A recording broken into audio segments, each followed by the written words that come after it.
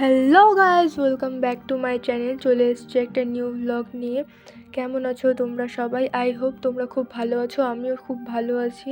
জানি এই ভিডিওটা আমি লেট আপলোড করছি, কিন্তু সত্যি কথা বলতে গেলে এই ভিডিওটা যে আমি করে রেখেছি ভাইফোঁটার দিনকার ভিডিও, এটা আমার একেবারেই মনে ছিল না। আজকে হঠাৎ ফোন দেখতে দেখতে এই ভিডিওটার কথা আমার মনে পড়লো, তাই তৎক্ষণাৎ সময় নষ্ট না করে আমি ভিডিও এডিট করতে শুরু করলাম। কারণ আমার ফ্রেন্ডসদের সাথে ভিডিওগুলো শেয়ার করতে হবে। অনেক দিন আমার ফ্রেন্ডসদের সাথে নতুন কিছু শেয়ার করা হয়নি, তাই আমি নতুন একটা ভিডিও নিয়ে চলে আসলাম আবারও। এই যে দেখতে পাচ্ছ, এই পুজোর প্যান্ডেলটা, এটা ছিল আমাদের করদহর বিচিত্রা ক্লাবের একটা প্যান্ডেল। তো দেখতেই পাচ্ছ এখানে প্যান্ডেলটা বেশ বড় করেছিল।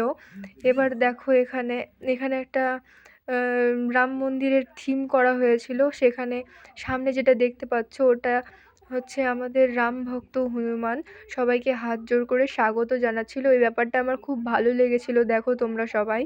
তো এখানে সেই দিন যেখানে আমরা গেছিলাম, তো সেখানে প্রচুর ভিড় ছিল এবং সকলে গেছিল সেদিন। সেদিন ছিল ভাইফোঁটা, ওই জন্য একটু ভিড় বেশিই থাকে। কারণ সেদিন ভাইফোঁটার দিন, তো সেদিন কারো বাড়িতে পিসি, কারো বাড়িতে পিসি ঠাম্মা, কারো বাড়িতে বোন ভাইফোঁটা দিতে আসে এবং বিভিন্ন জায়গা থেকে আসে। কারণে সেদিনকার ভিড়টা বাকি দিনের তুলনায় বেশি থাকে। বাকি দিন প্রায় মোটামুটি ফাঁকা ফাঁকাই থাকে প্যান্ডেলগুলো। পিছন থেকে ক্যামেরা করছিল আমার বাবা, আমার পার্সোনাল ফটোগ্রাফার। জানি অনেকের পার্সোনাল ফটোগ্রাফার থাকতে পারে, কিন্তু আমার কাছে পার্সোনালি আমার বাবাই একমাত্র ভালো ফটোগ্রাফার।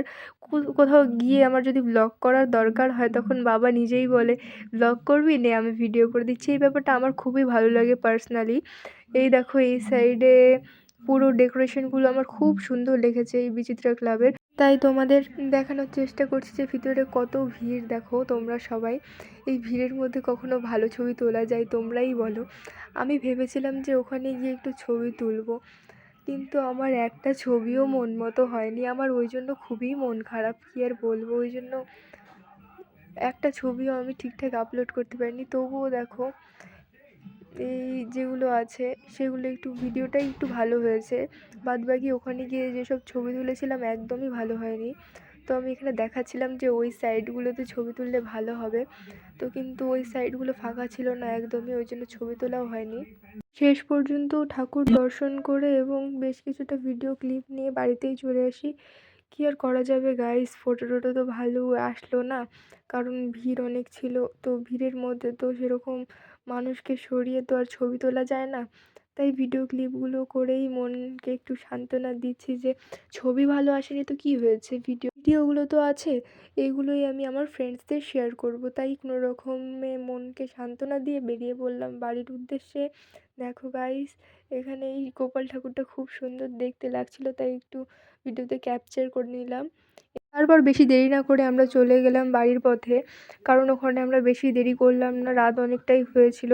এখানে দেখা যাচ্ছে একটা মেলা লেগেছে, কিন্তু এই মেলার ভেতরে ভিডিওটা পুরো এক্সপ্লেন করাটা তো সম্ভব না, তাই এক্সপ্লেন করলামও না অতটা, খালি একটু ছোট করে ভিডিও করেছি। এই দেখো আজকে আমাদের মোটামুটি পুরো মেলাটা ঘোরা শেষ। তো আমরা এখন বাড়ি যাচ্ছি। আশা করি এর পরবর্তী ভিডিওটা আমরা খুব তাড়াতাড়ি নিয়ে আসবো। আজকের ভিডিওটা এতটুকুই। আর তোমরা কে কোথা থেকে দেখছো অবশ্যই কমেন্ট করবে।